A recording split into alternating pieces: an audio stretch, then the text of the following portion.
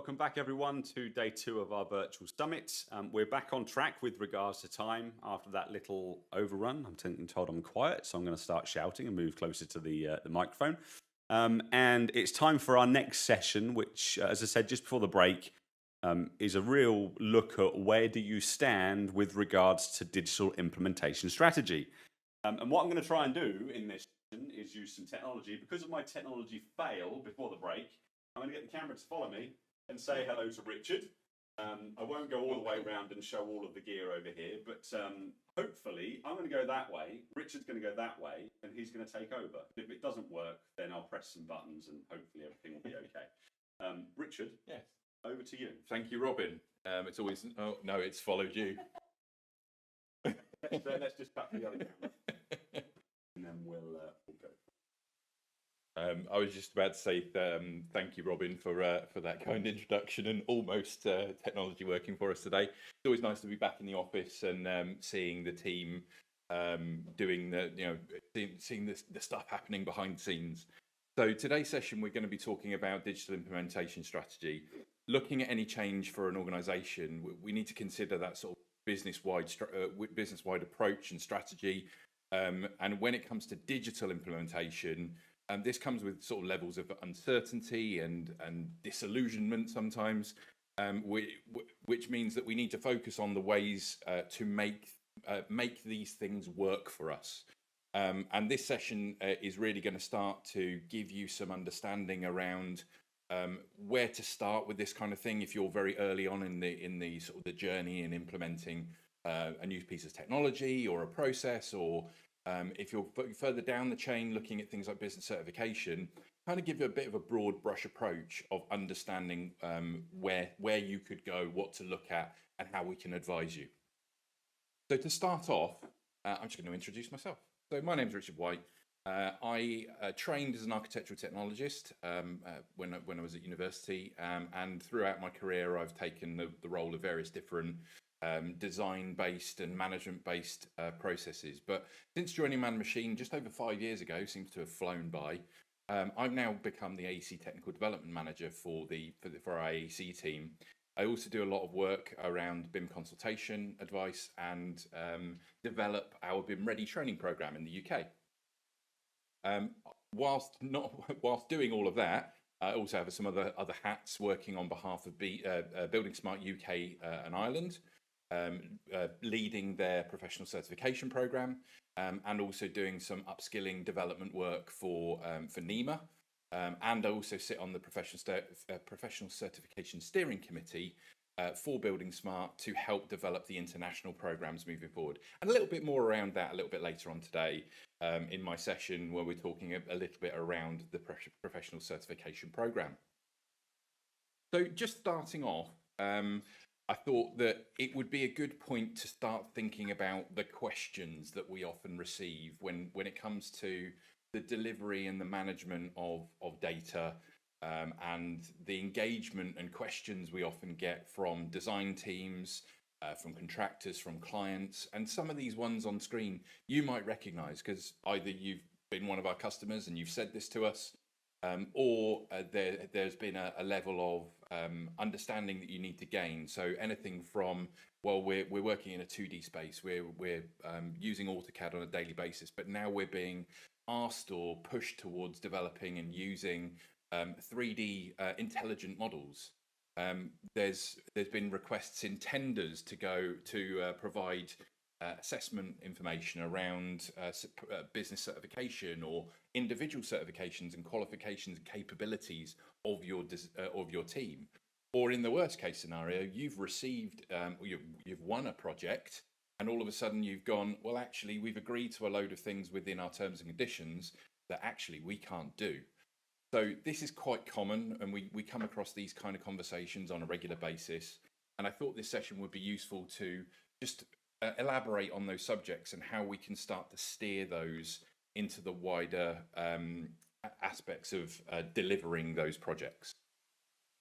So using those sort of those question templates, we normally come across 6 key categories that we come across: a 2D to 3D transition, a need from a project delivery perspective, looking at scope and need for the project. That can come hand in hand with things like capability assessments and tender processes, being able to ask the right questions during the tender and answer them correctly so that you can win those projects. Beyond that, we start to look at things like company certification, where the business has developed a methodology of working in a digital space, and now you want to prove that you have the credentials to deliver that kind of output. That then leads on to things like upskilling programs. That might be from a digital perspective, understanding the BIM space, understanding ISO 19650 and the UK BIM framework, or it might be from a software perspective, learning about how to use Revit, or how to streamline and gain best efficiency from the tools that you're using, or it might be even around digital deliverables. And then lastly, we deal with things like common data environments and data management processes.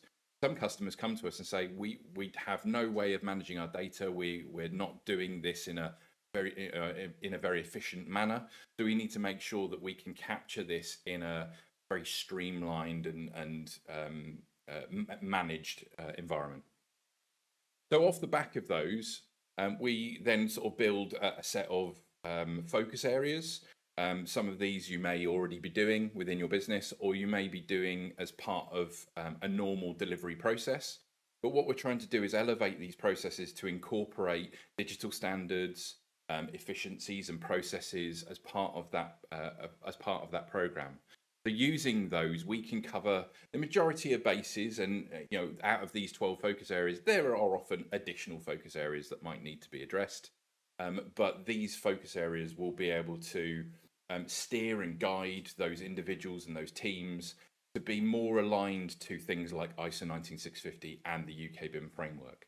So I thought today would be a good opportunity to explore maybe 4 of these key areas where we can start to help develop and give you a little bit of information of where to look, where to find some information, and maybe start to move you through the journey of parts of or aspects of these focuses. So we're going to start here around digital upskilling. Looking at any change in organization, you need to think about that strategic approach, and people are at the center of that approach.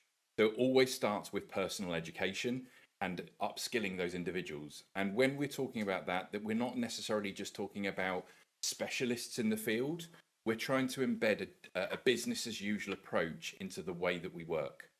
So thinking about spreading that knowledge and spreading that load across the teams, and I'll come back to that when we talk about business strategy, but giving people the tools and the knowledge to be able to do the job correctly. So let's start with influencing factors. These 3 terms you can see on the screen here are things that we often come across when we're talking to organizations and teams about the way that they want to progress or develop in the digital space. We have digitization in the first instance, potentially that first step of changing a service or a process from an analog output to a digital deliverable.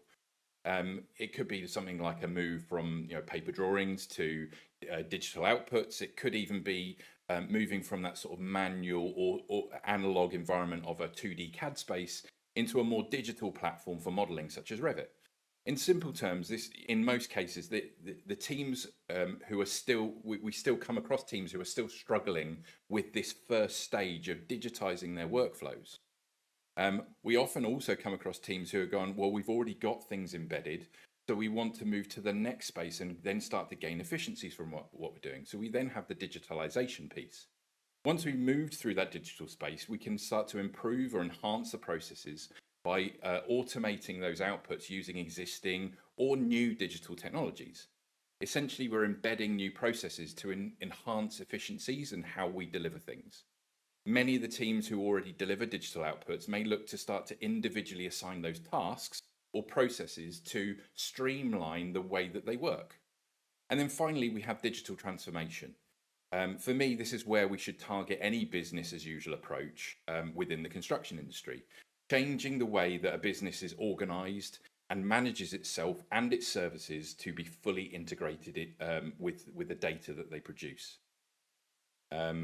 And this will cover all facets of an organization, from not just the design and delivery teams, but to tendering, to project management, to programming, and to things like cost and financing and all of those kind of things. So we really want to encompass that business as usual approach.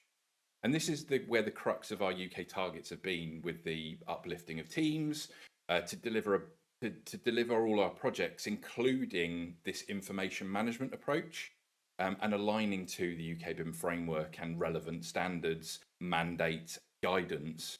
Any of these step changes rely on individual engagement and education. So from an education perspective, we have a few things that we can help with.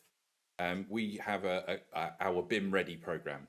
This allows you to start to consider the different tiers of knowledge that you might need to provide as part of this digital engagement process.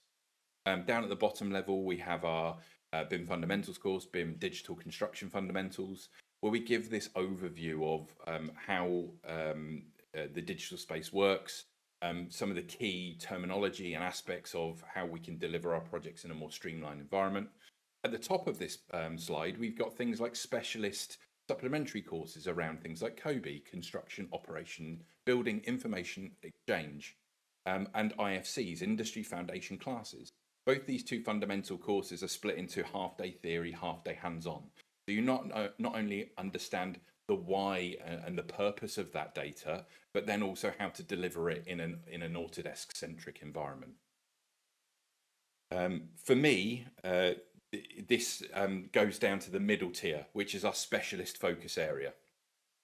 This is for our professional certification course, where we partnered with Building Smart International to develop a 4-day course which aligns to the course curricula that is required by that international team, and then arms those information managers and digital project managers with the tools and the skills to be able to steer their teams and control the way that any organization is delivering digital data. So this is a really good opportunity to talk about that program. I'm not going to go into loads and loads of detail about it. There are other videos on our YouTube channel talking about the professional certification program, but there have been a couple of changes that have happened over the last 6 months or so. So you may have gone onto the education portal for Building Smart. You can see on the left-hand side, we have now it's almost like a bit of a roadmap in terms of the way that you can develop your knowledge and experience. We have the entry level, which got launched at the Valencia conference back in March. You can now go on to the Building Smart education website and take almost like an initial test to see how far your knowledge is developing with regard to digital and open data resources. The little QR code there will take you directly to the education.buildingsmart.org page. And just do a search for the entry level test, and you can go on there and do a quick 10-question mini exam and get your first badge on the journey to your professional certification qualification. You will also see other stages through here. The foundation stage is now fairly well established within the UK. It's been running for around 2 years, and Man and Machine have been one of the accredited training partners to be able to deliver this course. The management and the practitioner levels are still arguably still in development from a UK delivery perspective. The practitioner level has been launched in some of the other chapters in Europe, and the hope is over the next year to 2 years, we will start to see the emergence of management level and practitioner level courses that will then supplement the foundation level, which is now seen as the bedrock for any development through any of those further routes. So let's just talk about the professional certification course that we offer. I mentioned earlier it's a 4-day course. It covers 28 learning modules and also incorporates a wide range of workshop sessions, quizzes and games to make this kind of environment engaging and interesting. With the best will in the world, BIM can be a bit of a boring subject, but we do very much try to make it interesting for those teams and those trainees who come on our course to remember in different ways. So we use that sort of more interactive engagement to be able to deliver each one of our days training outputs, covering a wide array of different subjects, starting with basic principles and standards and delivery guidance, through information requirements and appointments, into project delivery and information management, and then closing off on day 4 with open data, IFC, being at the heart of what Building Smart do, into the handover piece, and then our exams. So it's a really well-established course. Like I said, it's been running for 2 years now, and I'm really proud of what we've developed for this course. We've also fairly recently got it CPD certified as well. So if you're needing to provide professional body registrations for training that you're delivering, you can get 24 hours CPD certified training through this course. So it's basically a win-win. Off the back of this, you do an exam. So there's a 30-question multiple choice exam that you do at the end of the course. And once you complete the exam and hopefully pass with a 75% mark, you will receive a certificate and a digital badge, which you can then put on things like your email signatures or your LinkedIn profile. You will have seen potentially on LinkedIn, a lot of people are starting to gain this certification, and we're trying to promote this more and more and getting more accredited training providers on board to deliver this over the next few years. The benefit of doing it from a man-and-machine perspective is you get a second certificate. We have our BIM Ready program. So this content, you will also receive our attendance certificate for the course, which then backs up the fact that you've done the training and then you've sat the exam. So let's just go back to those influencing factors. We've talked about digital education, but what about the software side? Obviously, we are a platinum patron of Autodesk. And we start to look at the ways that this information can be applied in terms of the software and the technology that you use. So looking at maybe 5 of those focus areas that we looked at from earlier on, where we got 2D to 3D adoption processes, moving from an AutoCAD to a Revit environment. We've got elements like 3D visualizations. Adam was on earlier talking about the incorporation of SketchUp and using things like visualization tools. And we can start to use these visualization tools within the Autodesk environment as well. Twinmotion now comes within your AEC collection. We can start to automate the way that we work by using Dynamo to script some of our boring tasks that we want to do, or even start to look at things like generative design. We've also got COBie and IFC training, where we start to utilize the interoperability tools within the Autodesk ecosystem to develop and deliver a true open data resource.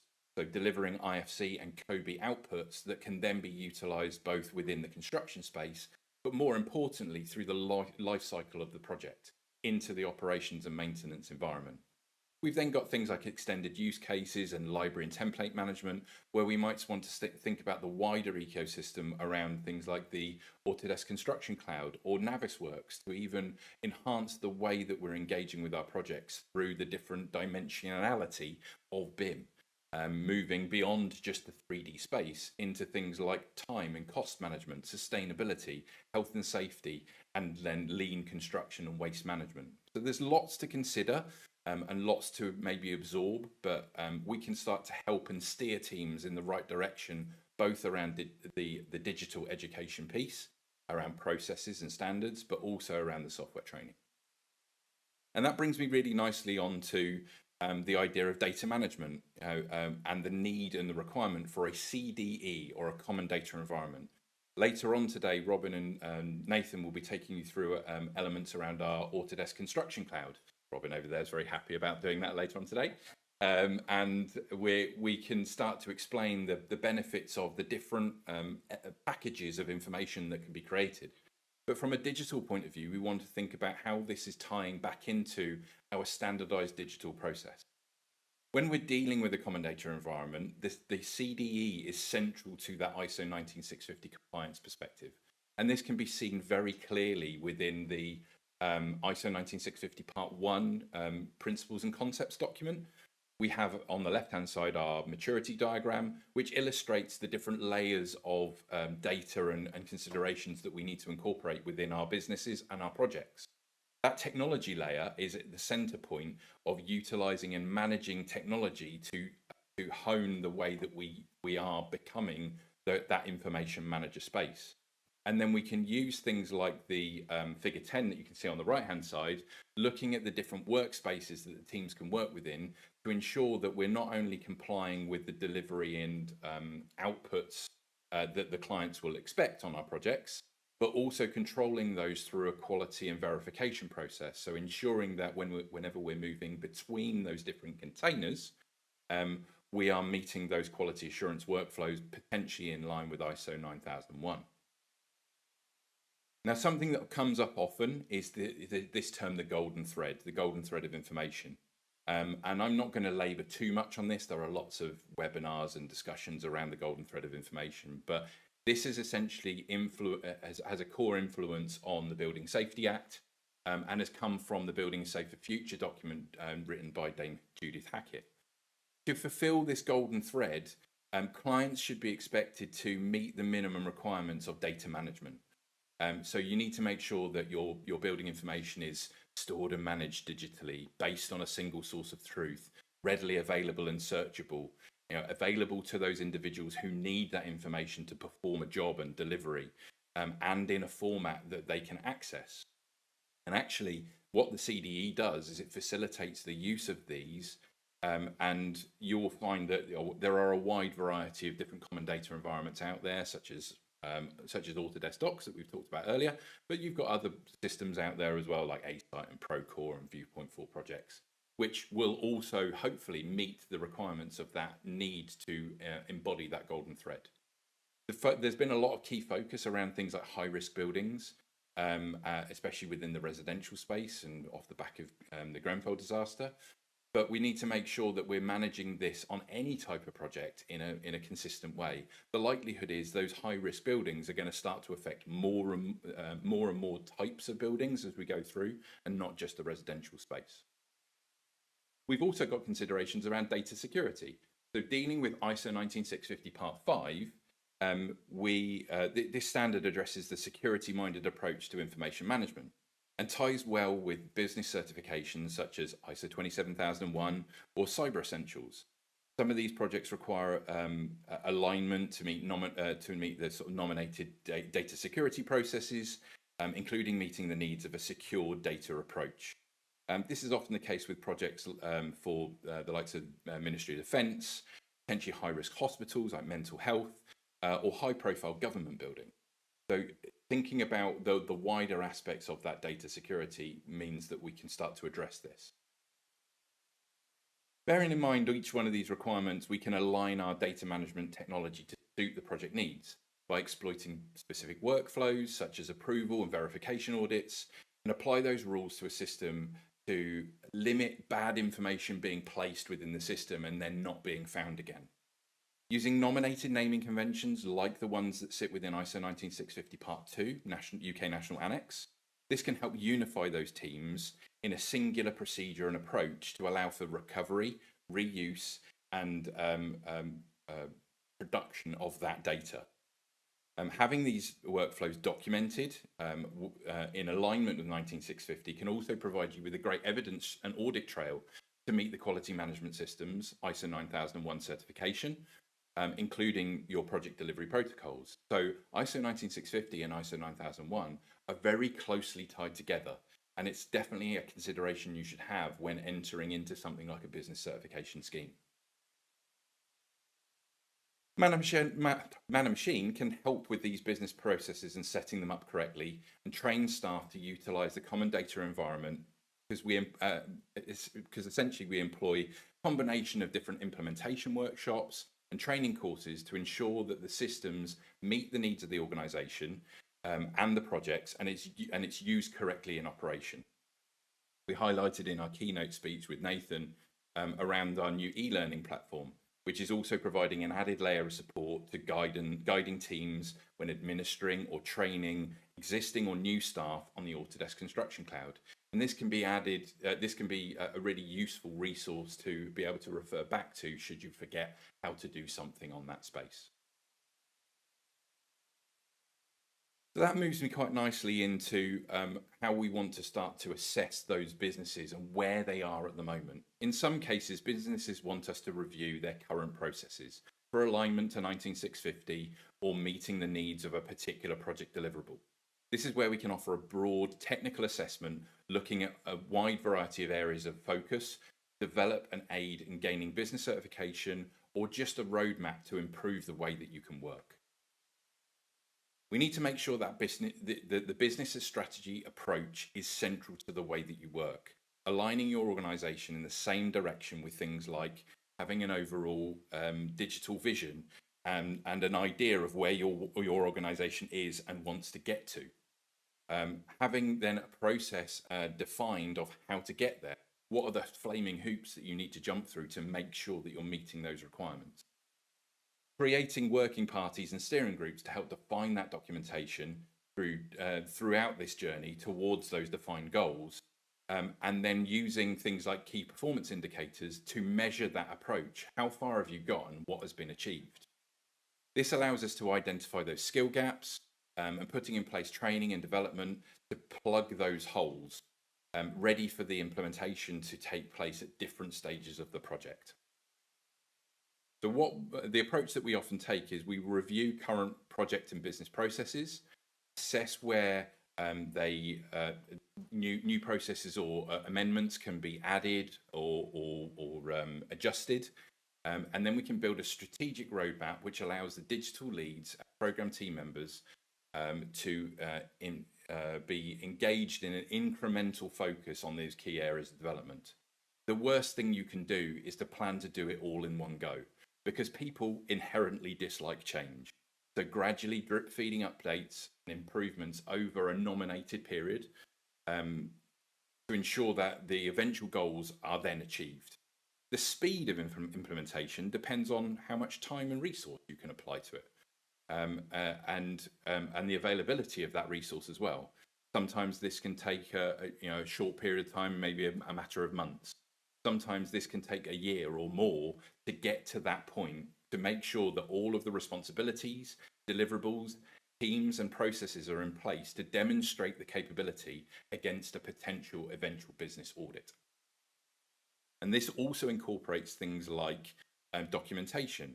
While assessing the processes that are in place, we can do a review of the documentation and templates that may be required for that review to meet the requirements of ISO 19650. Dependent on your role and responsibilities within the project, you may need to produce and manage a suite of documentation which will aid you with planning and delivery controls, both as a client when dealing with things like exchange information requirements, or as a delivery team in terms of execution planning and the associated delivery processes. We can help understand what businesses already have in place and actively use those to help fill the gaps in both the production and knowledge of their use, by setting this as a key target in the gap analysis and the roadmap. And last but not least in this section, it should never be the sole responsibility for one person to manage everything within a BIM or digital team. To give them the title of a BIM manager is kind of now being reduced and removed from that environment, and we kind of need to now share the knowledge. We are all information managers and should look to evolve our roles to include some sort of digital overlay over our normal day-to-day working.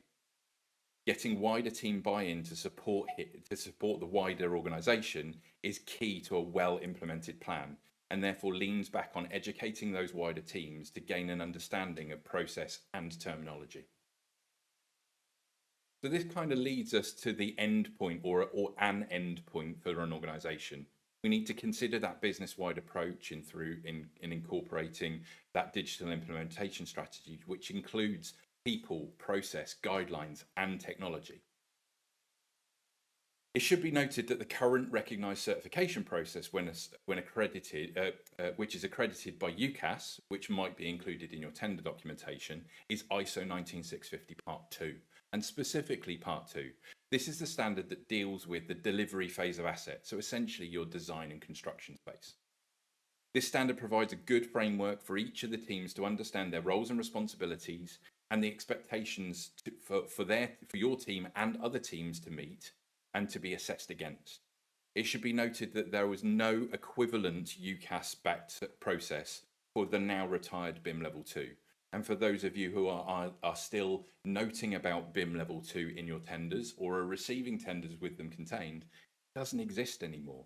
We've moved on to a new, better international approach where BIM level 2 has been put in the ground now, but it still on occasion raises its head like a zombie wanted to come back from the dead. And now the delivery specification standard is being used as an expected requirement for future government projects. It has a potential to be, to be absorbed by this as a business as usual approach, and this specification framework allows that alignment to happen. But not only in the UK, it's happening globally. So the UK have been seen as one of the leading lights in moving this forward, and actually have been involved very closely in steering the way that these things work. But it's being adopted globally, and arguably some countries around the globe are now ahead of the curve. They're starting to implement minimum standards and minimum expectations for the use of ISO 19650 as standard across any construction project. Within this document, we need to make sure that you understand your role. If you're being appointed as part of the wider delivery chain, are you acting as the client? Are you the appointing party? Are you instigating this project at the beginning? This has specific roles and responsibilities that need to be addressed under this standard.